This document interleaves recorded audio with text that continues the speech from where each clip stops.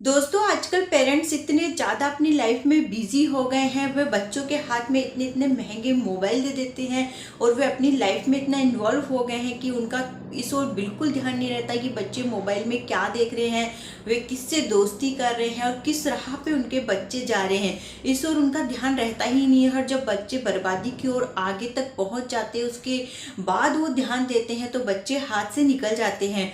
तो समय रहते ध्यान देना बहुत ज़्यादा ज़रूरी है।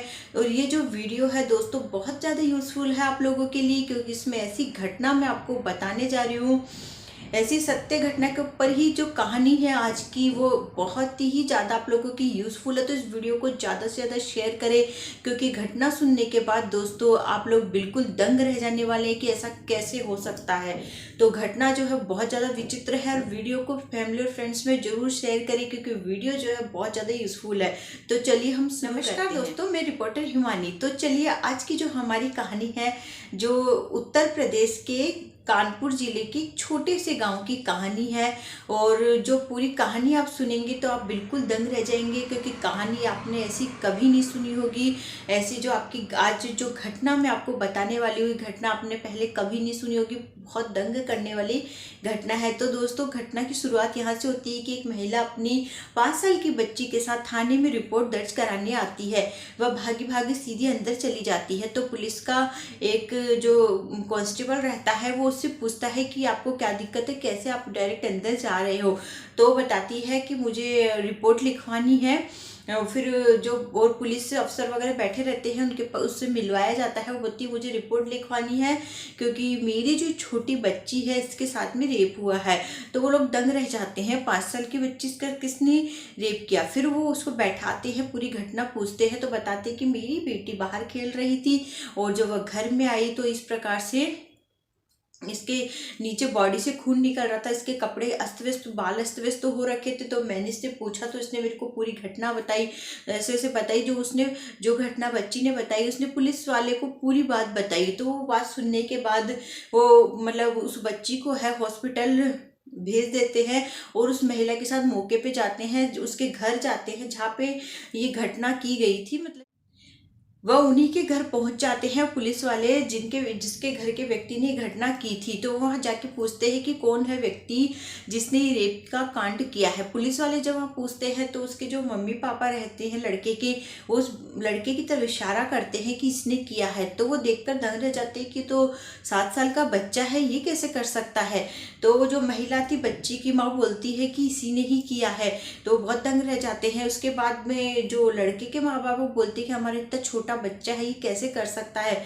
तो पुलिस वालों को भी बहुत आश्चर्य होता है, लेकिन वो इंक्वायरी करने पे लग जाते हैं, बच्चे को अपने साथ ले जाते हैं और जो लड़की है हॉस्पिटल में एडमिट रहती है उसको भी बयान लिया जाता है, इससे पूरी बात पूछी जाती है।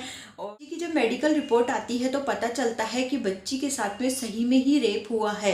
और फिर बाद में बच्चे का भी चेकअप वगैरह मतलब टेस्ट वगैरह पुलिस फिर इंक्वायरी पे लग जाती है और आसपास के जो जो एरिया था जहाँ पे वो लड़का रहता था उसके बारे में जानकारी प्राप्त करने के लिए पुलिस जाती है। तो वहाँ के लोग बताते हैं कि बच्चा छोटा जरूर है लेकिन इसकी दोस्ती अपनी उम्र से बहुत बड़े बच्चों से है। ये 15 साल के बच्चों से बड़े, इतने 20-20 साल के 15 साल से बड़े लड़कों से दोस्ती रखता है, उनसे बातचीत करना, उनके साथ घूमना बैठना, इसका ये सब हरकतें हैं। और इसके पास में बहुत महंगा बड़ा मोबाइल भी है जिसमें अक्सर ये गंदे जो वीडियोस नहीं रहते वो दिखता रहता है। ये लड़का मतलब इसके चाल चलन लड़के के अच्छे नहीं है। पुलिस ने जब उसका मोबाइल लिया, उसके मोबाइल को चेक किया तो पुलिस भी दंग रह गई कि सही में वो इस प्रकार के वीडियो दिखता है जो छोटे बच्चे को नहीं देखने चाहिए थे।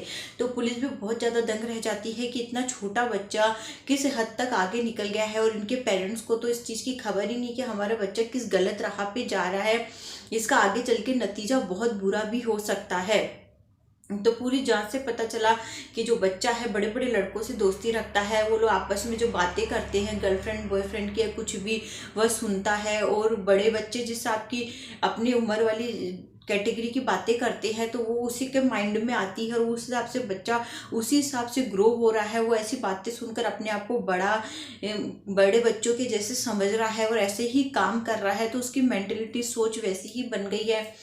पुलिस ने फिर आगे जब पूरी जांच की तो पुलिस ने नतीजे पहुंची कि इसकी संगत की वजह से बच्चा पूरा मतलब बर्बाद हुआ। एक तो इसकी संगत अच्छी नहीं है, प्लस उसने मतलब उसके हाथ में जो इतना महंगा मोबाइल आ गया उसका भी उसने मिस यूज़ किया।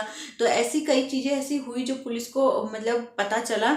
और उसके बाद में इतने छोटे बच्चे को सजा देने का आज तक ऐसा कोई कानून नहीं बना है, तो उसको बाल सुधार गृह में भेज दिया गया बच्चे को, क्योंकि उसको सजा तो दी नहीं जा सकती थी। बाल सुधार गृह में उसको भेजा गया और बच्ची का इलाज चला, उसकी हालत धीरे धीरे सुधार में आई। तो दोस्तों इस कहानी से आप लोगों को बस ये शिक्षा दी जा रही है, ये कहानी आपका दिल दुखाने का हमारा कोई मकसद नहीं, शिक्षा दी जा रही है कि बच्चों के हाथ में जो मोबाइल देते हैं तो हमेशा इस चीज़ का ध्यान रखिए कि बच्चे उस मोबाइल में क्या देख रहे हैं। पेरेंट्स हमेशा एक्टिव रहे कि हमारा बच्चा मोबाइल में क्या देख रहा है, और जहाँ तक हो सके बच्चों को कम से कम ही मोबाइल दे, और देते भी है तो पूरा ध्यान रखें कि हमारा बच्चा उस मोबाइल में क्या देख रहा है। पेरेंट्स लोग की निगरानी में होना बहुत ज़्यादा ज़रूरी रहता है। और अपनी उम्र से इतने ज़्यादा बड़े बच्चों के साथ दोस्ती करना, और वो भी ऐसे बच्चों के साथ में जो फालतू की बातें करना, जैसे चाल चलन जिनके अच्छे नहीं है, तो इस चीज़ का भी ध्यान रखना बहुत ज़्यादा जरूरी है कि हमारा बच्चा जिससे दोस्ती कर रहा है उसके चाल चलन अच्छे है कि नहीं है, वो कैसे हैं। इस चीज़ सब चीज़ों का भी ध्यान रखना बहुत ज़्यादा जरूरी है। इस कहानी से हमको ये शिक्षा मिलती है। तो दोस्तों ऐसी ही रोचक कहानियों के लिए जो सत्य घटनाओं पर आधारित है हमारे चैनल को सब्सक्राइब करना, वीडियो को ज़्यादा से ज़्यादा शेयर करना। मिलते हैं अगले वीडियो में। नमस्कार।